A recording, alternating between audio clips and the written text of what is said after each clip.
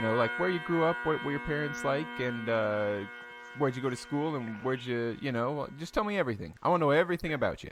And That's gonna be at some cool. point, bagpipes will come into it, but that's not all I want to know about. I want to know about you. I was born in Aberdeen, Maryland. You're from Um, Maryland. yeah, my dad was in the army, so I'm an army brat. I'm not really bratty, but that's the saying. That's just what they Um, call you. and then when I was almost 2, we moved to Iowa, Mm. and I got 3 brothers, Patrick, Thomas, and Sean. Oh, those are some good. Those are some good Uh, Irish names right there. yeah. Was there a reason for that? Oh, well, because I was a Murphy when I was born, Mm. and my family was Did your parents or aunts and uncles or in Ireland. grandparents were people Yeah. around you singing "My Wild Irish Rose" to you all the Oh my time? gosh. I Yes, bet they all were. those Irish songs. All those Irish songs. So, Mm. um, and then I have a sister named Erin. As in So it's the ERIN, of course. yes, as in Erin, and she was born on the 50th anniversary of the Easter uprising. Oh well, So that's why she's called Erin. that's just too perfect. And I know, right? is her middle name Gobrach? No, it's Marie. Oh, okay. But we never called her that. We called her Erin Me because Marie was too hard to say, I guess. I don't I know. see. Let's see. But where did you fit into these? Were you the oldest child, youngest child? Yeah, I'm the oldest. Gotcha. Yeah.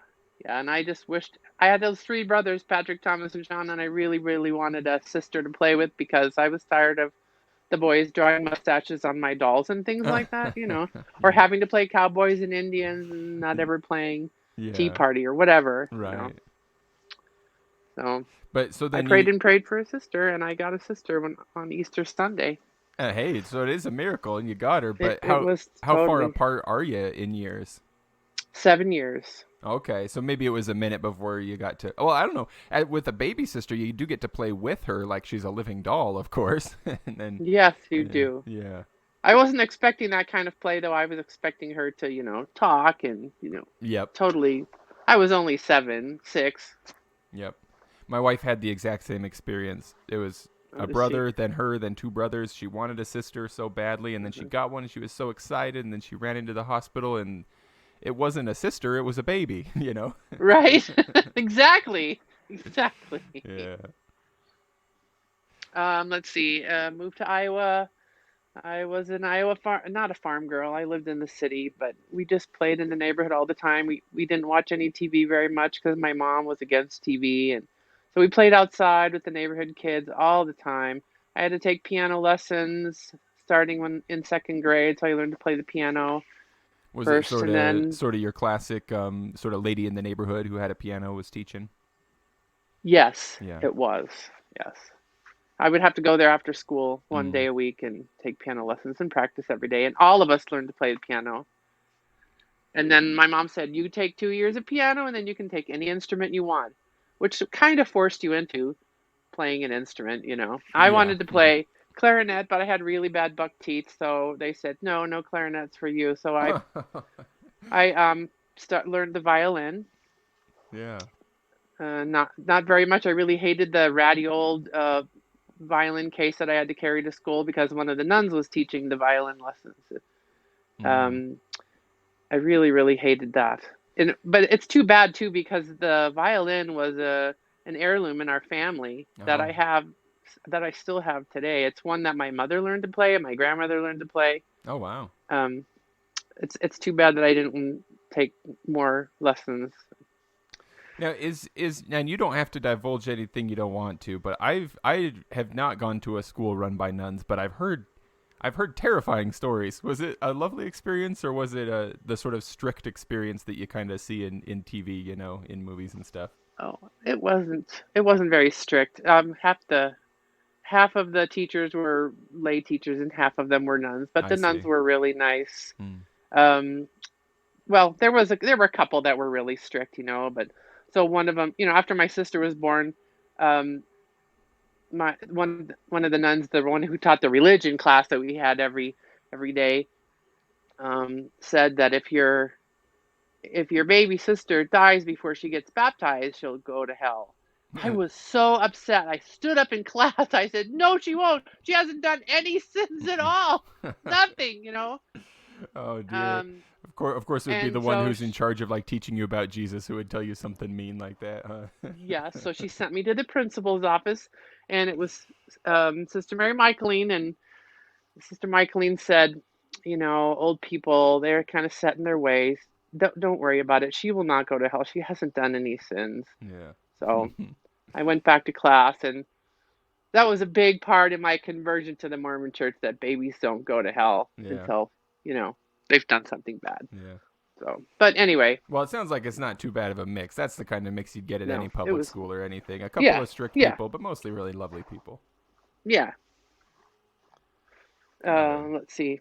So elementary school in Iowa, and then we moved to, my dad lost his job in a Collins radio company. He was making transistors, and things were happening so fast in the technology kind of age that yeah. they shut down that company. So we moved to Butte, Montana, Oh wow. Yeah. where my grandmother, my maternal grandpa lived. Um, so I did junior high and high school there. And then I went to college in Billings, Montana. I got a degree in um, art, and with a minor in biology. Oh cool. Weird. I don't know. No, that's really cool. That's awesome. Um, and then I tried to find a job in art, and in Billings there was nothing. Yeah, sure. So, and I had an apartment that I had rented, after graduation. And I also did my junior year abroad. I did a junior year abroad that I set up for myself. I went to France, and I studied at a French art school, Oh really? and I learned how to speak French Yeah. Did you learn there, or because, had you already learned? well, I had learned some Yeah. things. So I took French when I was in high school from the nun who taught my father Latin when he was in high Oh school. really? Wow. Yeah, she does the role, Murphy, Rose.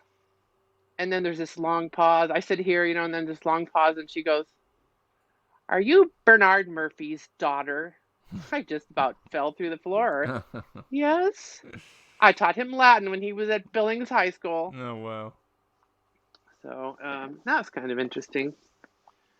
Good for her for So teaching multiple language courses. That's awesome. yeah. And when I knew I was going to go to France, I went to the language lab at the college and started listening to tapes and things. Yeah. So I had something, but it was nothing really to survive on. But once you get there and nobody speaks English, you have to learn. Yeah, that pushes you into it. Yeah, so I think I was fluent in about 2 months. Did you know anything of bagpipes when you went on that study abroad? Like any interest in going to Cape Breton or anything, or did Nope, bagpipes come in nothing. later? Gotcha. Bagpipes came in later. Gotcha. Yeah. So then let's see. So I was in this apartment that I had rented and couldn't find a job. So one of my friends from college said, "Well, I'm going to go out and visit my girlfriend in Minneapolis." And I said, "Can I come along if I pay half the gas?" So I packed up all my worldly possessions in a backpack and got in the car, and we drove to Minneapolis. And I had some friends that I had met when I visited Ireland when I was in France, for vacations and stuff. I went over to Ireland and met my relatives that were over there. That's a Yeah. kind of interesting story too. Do you want to hear that I story do. too? Tell me about that. That's really cool. So I knew that my family came from Carrickmacross because I knew my great grandmother, and she told me stories about where she grew up and everything. So I knew that she was from Carrickmacross in County Monaghan. So I went over to Ireland on Easter break, and I went to Carrickmacross in County Monaghan, and I went to the church because that's where the records were, the Catholic Yeah. Church. And so I went and talked to the priest there, and he said, "Well, there was a big fire at the church, and all the records were burned that would include your grandmother's records." So I don't have any records. Don't know where your family is or anything. So, and he said, "Why don't you go to Salt Lake City because they have all kinds of genealogy records Oh, really? there." I said, "Well, I got to finish the rest of my year of Yeah. school." So I started walking up the hill from the church, just walking along, just looking at, stuff. And it was row houses upon row houses. And this little kid was out in the front yard playing with the ball. And just on a whim, I said, "Hey, kid, do you know anybody with the last name of Rowe?" And he just shook his head. And so I said, "Do you know of anybody with the last name of Swinburne?" And he just went white. Oh yeah. He said, "That's my last No name." way. I said, "Can I talk to your mom, please?" So I went in, and she was opening cans and making things for dinner. Later on, her husband told me that if she didn't have a can opener, her family would starve. Thought that was kind of funny. So I said, I explained, how I was related to Swinburnes and were we related, and she said, "Well, you have to ask my husband, Patsy, when he gets home from work." So I helped her get dinner ready and play with the kids. There are 5 kids, and he came home and we had dinner, and I told him the story about how I was related to Swinburnes through my grandmother, and he said, "Let's go ask my mom and dad; they would know." So we went over to his parents' house after dinner, and they said, "Yeah, I'm your great great grandmother's sister." Wow, really? They were my relatives. Wow. And so then I stayed there for the whole week of Easter vacation, and they took me around to all the cemeteries where relatives were born. They took me around to all the people that were still in town that were related to me and explained how I was related. And we had, um, tea with everybody and Yeah. met everybody. It was really interesting. Do you So, and stay? I've, Have you gone back since then? To revisit and stuff. I have not, but I gave all the information that I got, addresses and names and stuff to my grandmother Yeah. when I got home, and she said, "Okay, I guess we'll have to go back there." Yeah. So they did. So like 10 years later, they all took a trip to Ireland and spent a month over there and met all the family, and That it sounds was really awesome. That cool. that I mean, I'm sure it's really cool to go to like Dublin, like sort of in a touristy kind of way. But it sounds like Hmm. having dinner in an Irish row house with a man named Patsy of all things, I know, right? with 5 kids and everything. It just sounds so authentic. That sounds awesome. It was really cool. Well, that's amazing. I can't. That moment of saying the kid's last name. That's really cool. Now, All when you right. would travel, when you would go from France over to Ireland, did you hop from France to the UK, go across land there, and then get in the water again to go over to Ireland, or were you kind of on a boat or something going around the bottom of the UK there? I went on land over to the west, or to Le Havre in France, which is the Mm. northwest corner of France, and I took the ferry straight over, I see. I see. and I was seasick. Yeah, I bet it's not a short distance, is it? Well, I mean, relatively compared to the Atlantic I guess, Ocean, it yeah, is, but compared to going across the it's ocean, yeah. it's really rough seas, pretty, and it was springtime too, so it was rough. It was really rough. Yeah. I think I just uh, spent the whole trip in the bathroom throwing up, Mm. Mm. but nobody was there, so Yeah, at least you could throw up in private. right, it was terrible. So when you got back Uh, from your study abroad, then you still had a little school left, and then you graduated, and then headed off to Minneapolis. yeah, and then I went to Minneapolis, and so people that I met in Ireland were living in Minneapolis, and so I went to their house, Oh, I see. uh, and um, just south of Center City, Minneapolis is where they lived. And so I went to their house, and they said, "Well, you could sleep on our couch if you want till you find a job." So I slept on their couch for a couple days, and I got a job at General Mills, Mm. um, working as a secretary. And Oh, I good found for you. a, Good for you to be yeah, working as a secretary, because right, I used to inspect buildings, and I've inspected a few like cereal plants, and yeah. I like cold cereal, but there's something about the process that just doesn't smell great. I never really enjoyed the smell in those places. Well, I wasn't in the production part of it. I Right? was in Yeah. the office admin part, so it Yeah. was just bosses and secretaries, the whole place. Other interesting smells, I'm sure, but still, I think I'd rather Yeah, be in an office than in the production area at a cereal store or a cereal factory for yeah. sure.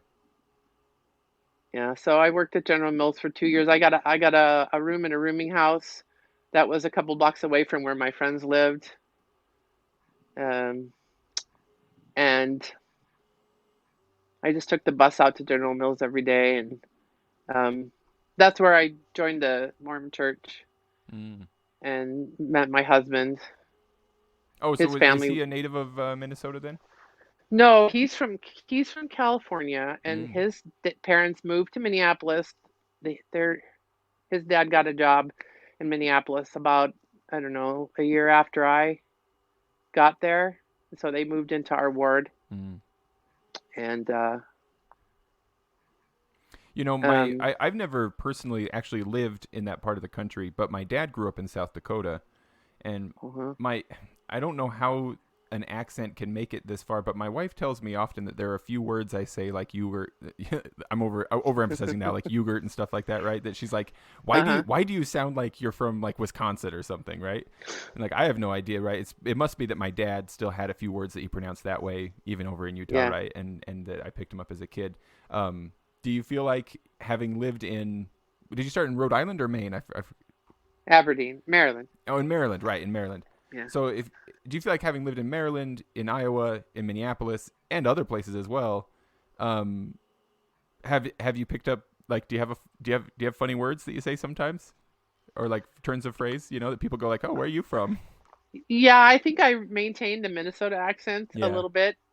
Because I think that people from Utah talk funny, but when I talk to people from Minnesota anywhere, I sort of slip into that accent again. yeah. So, But I do that with any accent. So if I speak to Irish people, I start picking up their accent. I just mm-hmm. do it without thinking about it, and then they give me a sidelong look like, "Are you trying to copy me?" Right. Or French people. I really got a good. I think that's a gift that I have, Mm-hmm. to just be able to pick up accents of people. Yeah. If And that I'd makes imagine sense. having lived in multiple places, you probably become somewhat like sort of Mm. fluid in that, in like, there are Yeah, different ways to say things and stuff. yeah, maybe. Hmm.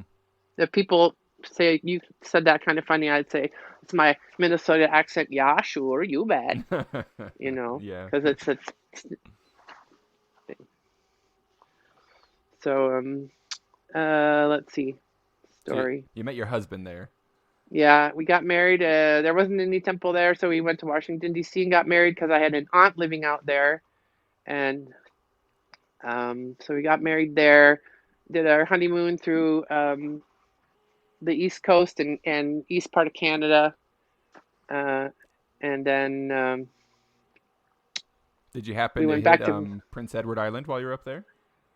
No, not that time. I Uh, have been there since, but um, my wife needs me to go to Prince Edward Island with her. it's enchanting. Yeah, It's so delightful. yeah.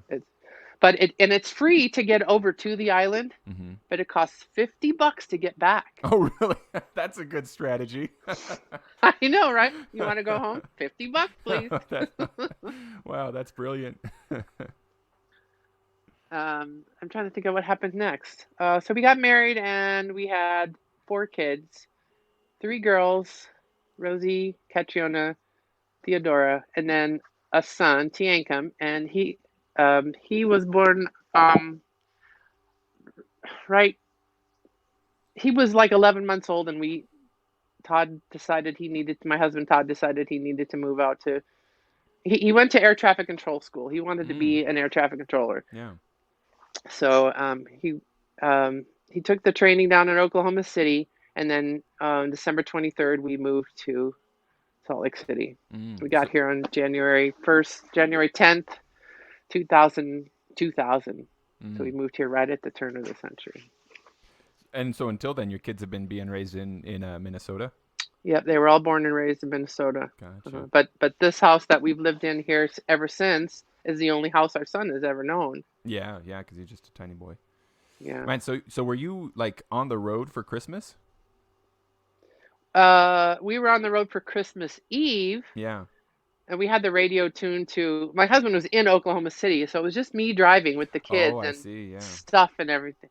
So we had the radio tuned to the station where they follow Santa Claus as he travels from here to Yeah, there. yeah. And we didn't have a tree, of course, so we had one of those little air fresheners that you hang from your Oh, rearview yeah. mirror. It was a little green tree, and we put little colored dots on it. That was our Christmas tree. Oh, that's fun. So then we moved out here, and then Well, I found an ad in an Acorn magazine for a bagpipe practice chanter for like $23. I said, I can do that. I can pay $23 and only play bagpipes. yeah. Had you been thinking for a long time that maybe that would be fun, or was it like in that moment suddenly you were like, "Oh, bagpipes, yeah, I could do that." No, so there was some piper that lived between our house in Minneapolis and the university where I worked, Mm. and he would walk along the street, and I would sometimes pass him as he was walking along the street playing and practicing or something. I don't know. He would just walk along the street practicing, and I would follow him Oh sometimes yeah. and be late for work because I was following this guy just listening to his playing. I thought Yeah. that would be awesome. Was he all kilted up, or was he just out there in his street clothes? I seem to remember him being kilted up, but Yeah. it's kind of vague. Yeah. So when I saw that practice center, I thought, wow, that would be so cool So was it a to be decent able to practice play that. chanter, or was it one of those rosewood ones that gives you splinters?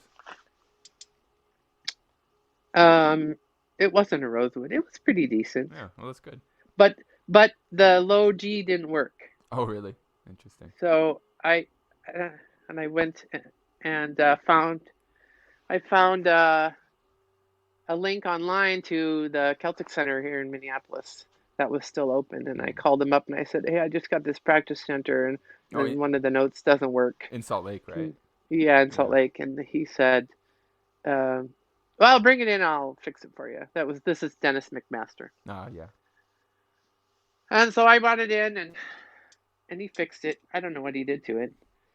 Um, and he said, you can't learn to play bagpipes from a book. Mm. How about some lessons?" Hmm. Yeah. I said, "All right."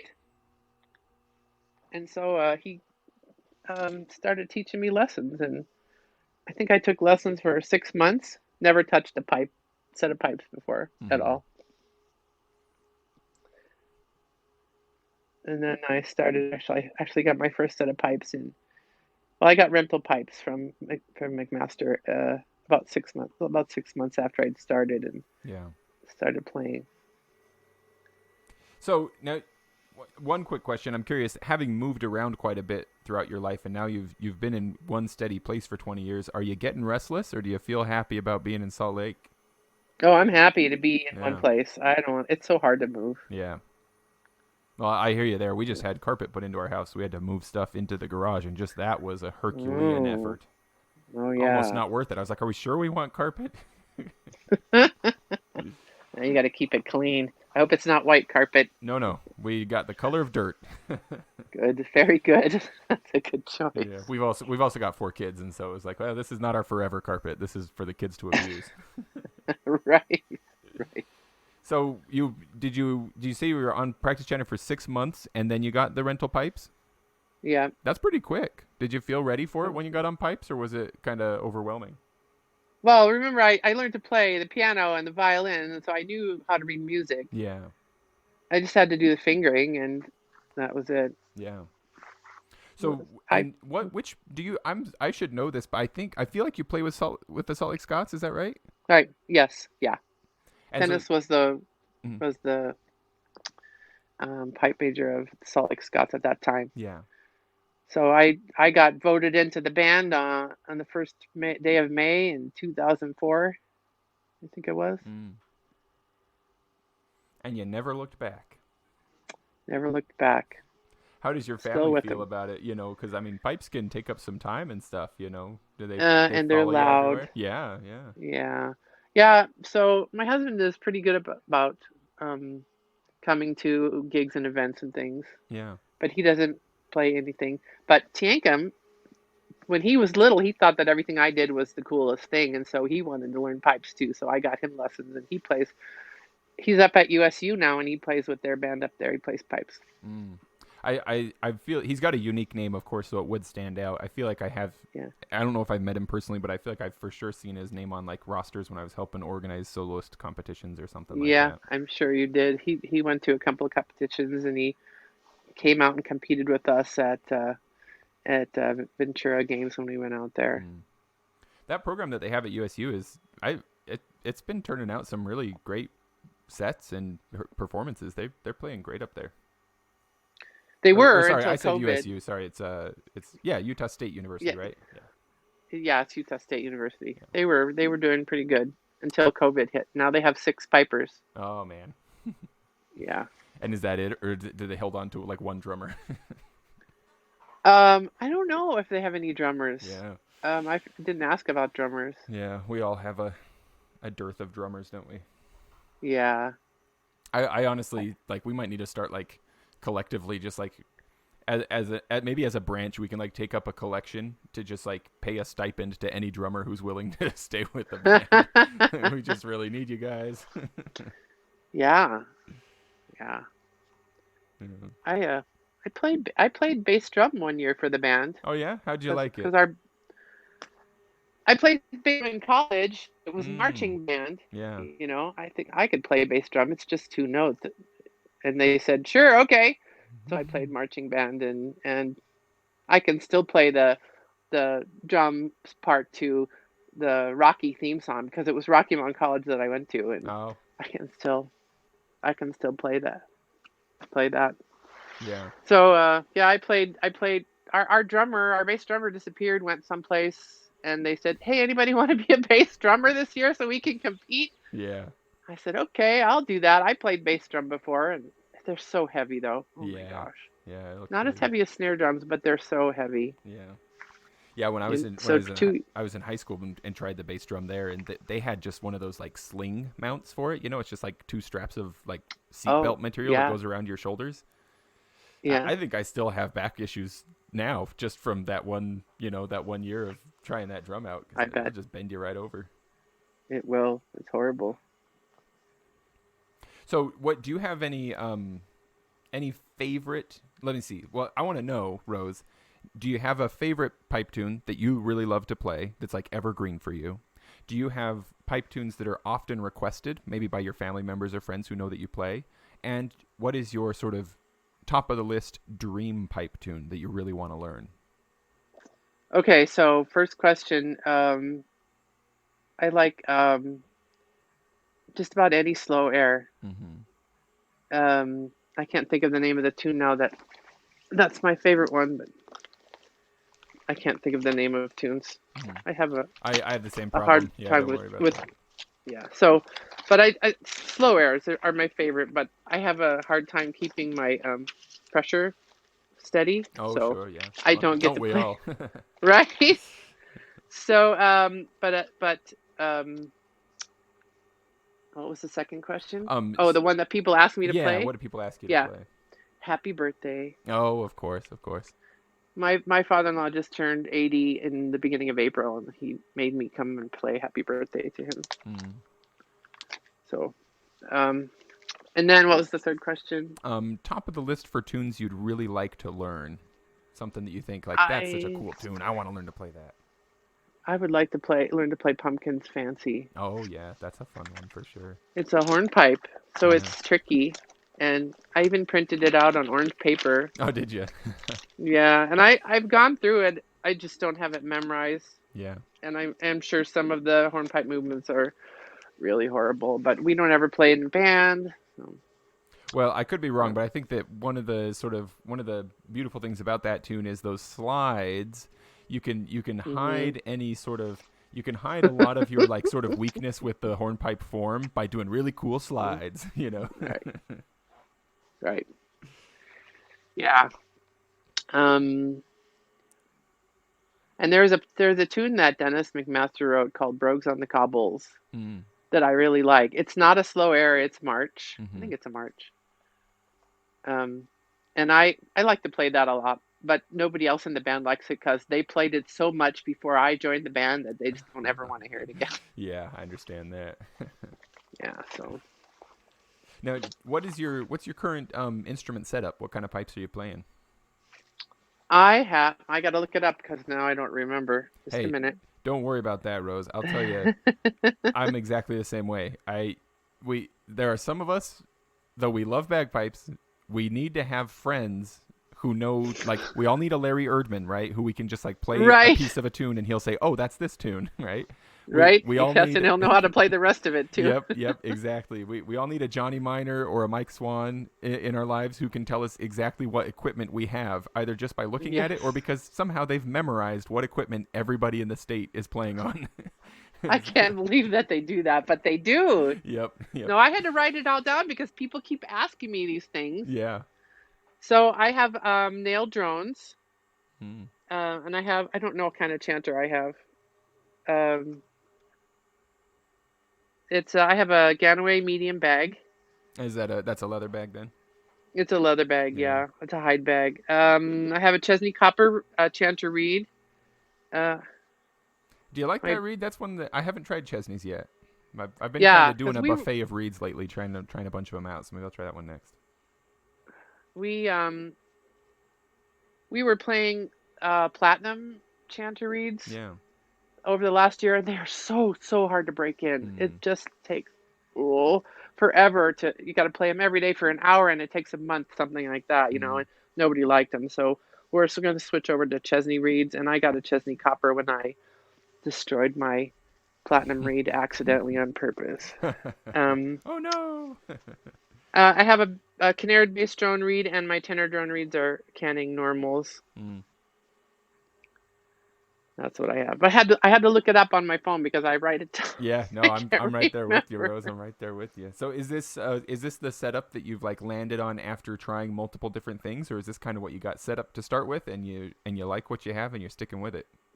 No, I started out with McCallum pipes, Mm-hmm. Those were the ones you were and renting. yeah, I was renting those, and so I bought no. I rented McMaster pipes, and I Okay. bought McCallum's because I really liked the way they sounded. Yeah, they're I great. Yeah. bought I bought a set of McCallum's, but then as the years went on and Tiancum started to take up pipes and needed bits and pieces of pipes here and there, I gave him parts of my pipes, and I had the band pipes. I got band drones, and they were silver and they were cool. And Yeah. so I didn't have I had McCallum pipes, and then this is an interesting story. Yeah. Tell me about it. I decided to get nail pipes. Yeah. So I had received some money from my mother died, and I inherited some money. So I said I'm going to get some new pipes. So and I talked to the pipe major. He said you should get nails. They're the best. Yeah. So I heard people playing nails, and I played nails, and I thought, oh, that's really cool. So I bought a set of nails. I ordered them. This is last year, right? I ordered a set of nails pipes. Ooh, so these Um, are fresh. these are fresh, not the bag. I just got the drones and the Just the the chanter, the not the sticks and chanter. stocks, as they say. Yeah, like that. So I just Yeah. had pieces of pipes. So I ordered them online, and it was like $1,500. I don't even remember how much it was. It was a lot of money. Yeah, So I ordered them, they are and top notch and I pipes. Yeah. yeah, and I paid for them, and they were coming from Scotland, right? So and it was taking forever because of the pandemic and everything. So Mm. I'm waiting and waiting. Months, pass by, and then I get this email from Tartantown. They said we're canceling your payment Mm. for your pipes, and I thought, oh my gosh, No. what happened? Do I have to Yeah. do this all over again? Yeah, all over again, and and then I got a little text, and it said somebody else has paid for your pipes, so we're Oh, sending your really? money back to you. And they never told me who paid for them. I do not know who paid for them, but I That's have a new set of beautiful. pipes Wow.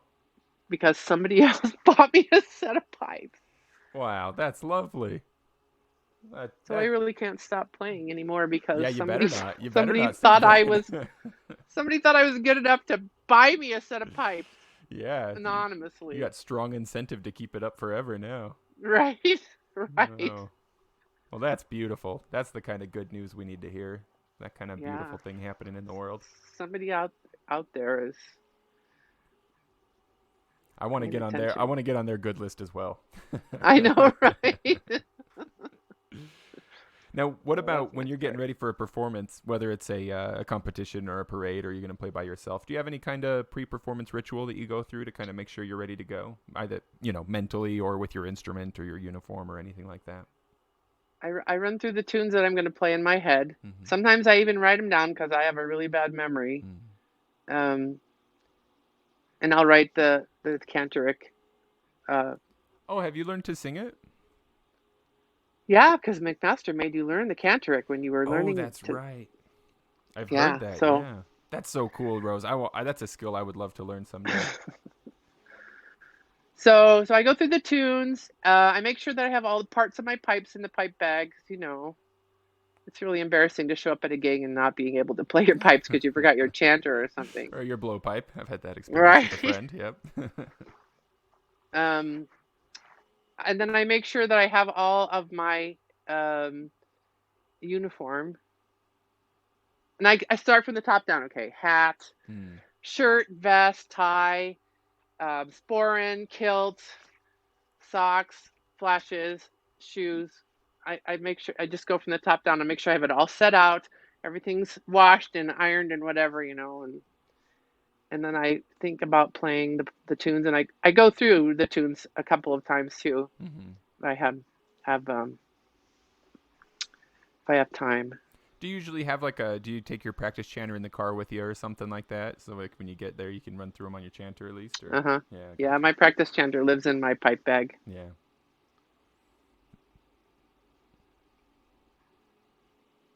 So look at the weather, make sure I don't need to bring my whatever that raincoat thing is called, some city in Scotland. Yeah.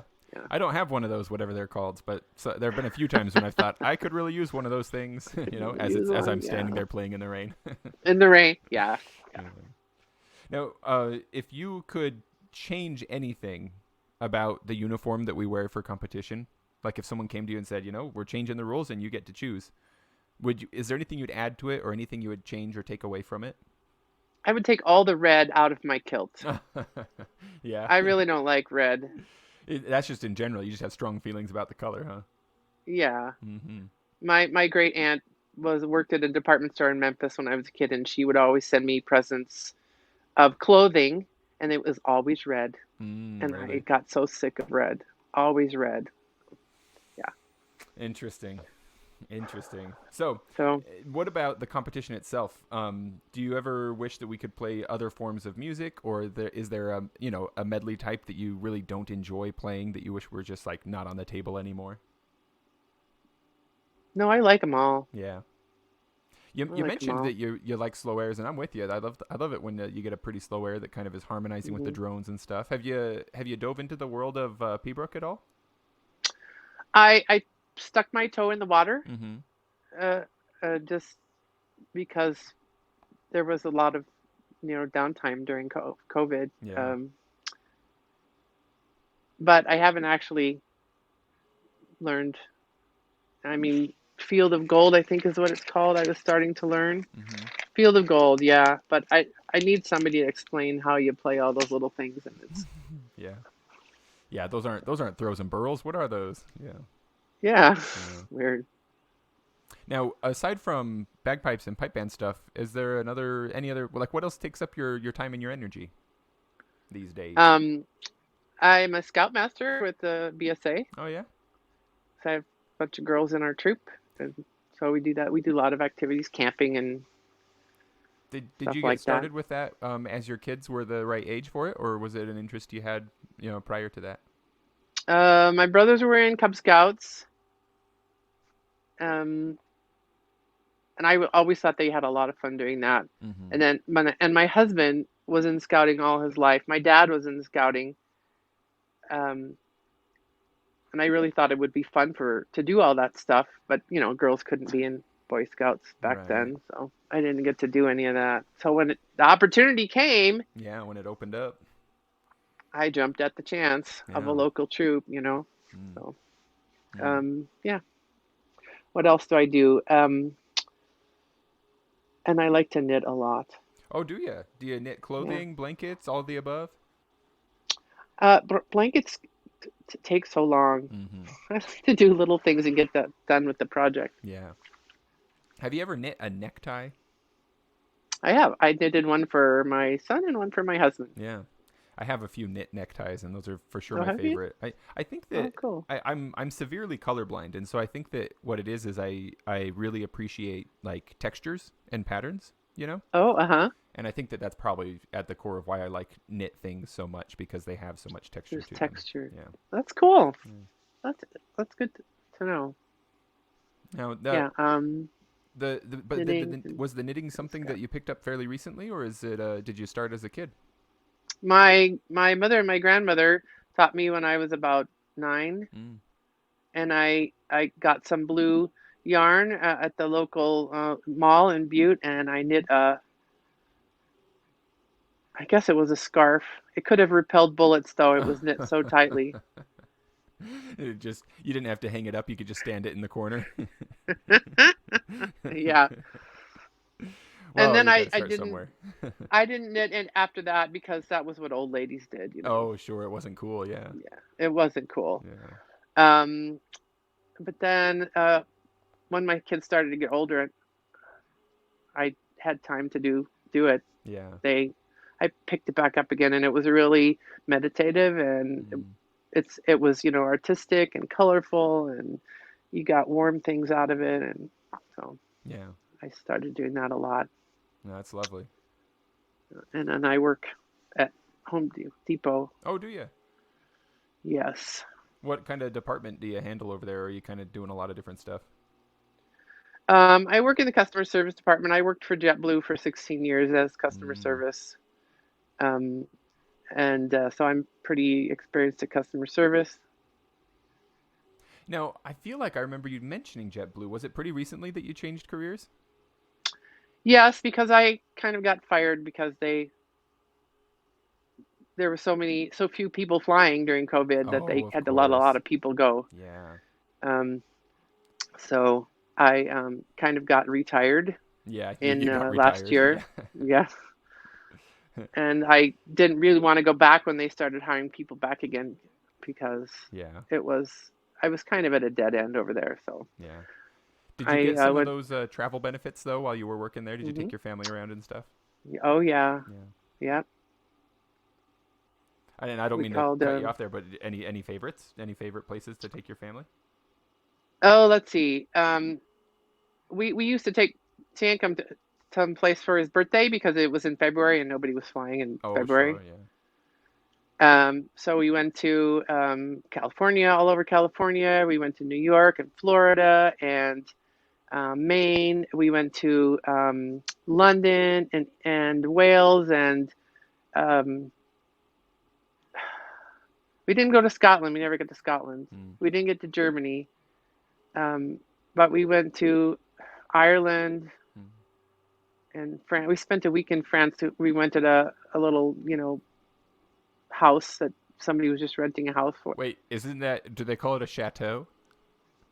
Did you go to It's not. a No, French it's not a chateau? chateau. Oh, A let's see. chateau is a castle. Oh, is it? No, it's just a maison. See, I know A petite nothing. maison. I see. Petite maison. So we just stayed. It had 2 bedrooms and a bathroom and a living room and a kitchen, and it was in the middle of a tiny little town. Yeah. And then we just rented a car and we went everywhere Well, that from sounds. there. I personally, that's more appealing to me than like being with a Yeah. tourist group or something. Like that sounds beautiful. Oh yeah, it was a lot of fun. Everybody decided before we went what they wanted to see, and somebody wanted to see castles, and somebody wanted to see the Paris, and so Yeah. somebody wanted to see, so we went and saw all the things. Just took trips from where we were, and we got to go home at night, and we had all our stuff there, and Yeah. it was nice to have that little house. How was your French? Did you feel real comfortable speaking when you got over there for that trip? Uh, it improved very quickly when Mm-hmm. I was over Mm. there, That and makes I was sense. translating for everybody because my oldest daughter speaks French, and Tiancum did learn to speak French later on, but um, he when we were over there, I was translating for everybody. Yeah. The sign driving down the road, there would be a sign, and I'd say, okay, this sign says blah blah blah, Yeah. and so I translated the whole trip, and then when we flew back into New York City, kept on translating the signs even though they were in English. Everybody's like, "Mom, we know." Wow, we can read that, yeah, That's yeah, wonderful. yeah. It came back really quickly, Yeah.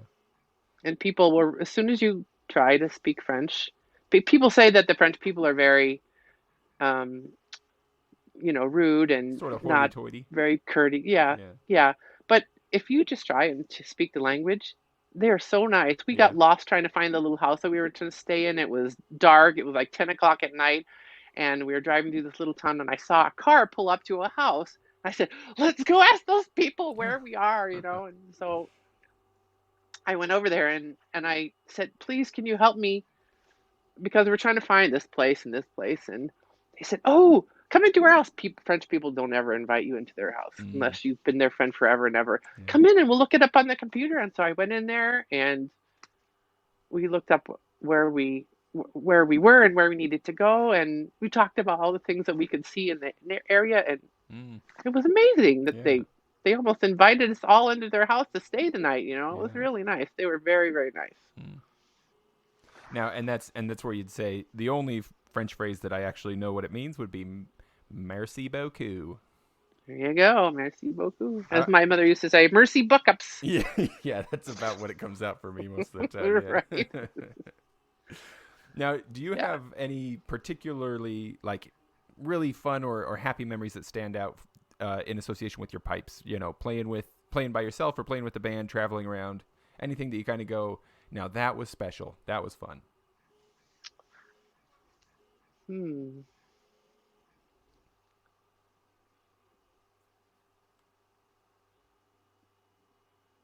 I don't know that I have anything special. I had some really notable. Okay, here's one that was really special. Yeah. I went up to. I'm always really nervous when I'm competing, and I make mistakes a lot. So I went up. I started to just go and compete everywhere, so I could get rid of the nerves, you know. Kind of get over it. So we went up to Billings, and I competed up at the Billings games up there one summer, and a whole bunch of other games, and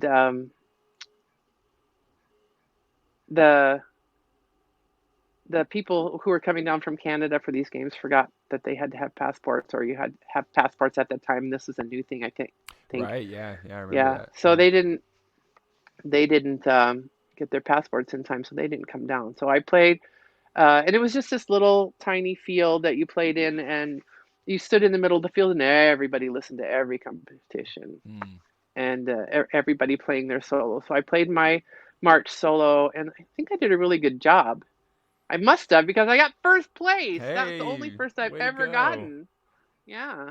I never have got a first place, but good for you. I got a second place one time, but it was a very small competition, so I don't think I could really, you know, it was like, oh. Like there were only 3 of us anyway, you know. Oh, okay. Yeah, first, second, third. Yeah, that was really exciting to just, I finished my march, and there was this little pause of silence, and everybody in the whole games clapped. Oh, that's awesome. I was so amazed. Wow. That's so different from what we usually experience, where there's like 6 different solos going on at the same time. And so, you're anonymous. Yeah. Oh, that's awesome. And I like to go, and I like to be the steward for the games for one of the judges, you know. That's fun too. Yeah. So I do that whenever I can. Yeah, I've done that a couple of times. I also really enjoyed it. It was especially a good experience. Do you mind if I ask you? I would be remiss if I didn't ask you. How do you feel about pineapple on pizza? I love pineapple on pizza. Nice. Any particulars about what other toppings need to be there, or how the pineapple needs to be prepared, or is it just like, give me some of that sweet fruit on the bread disc and I'll take it? Well, I don't know. My husband is allergic to pineapple, so we don't have Canadian bacon, pizza very often. I see. But whenever we do, I love it. Yeah. Love it. His allergy isn't so severe that like if you have pineapple on pizza, then you can't kiss him for 2 days or something like that, right?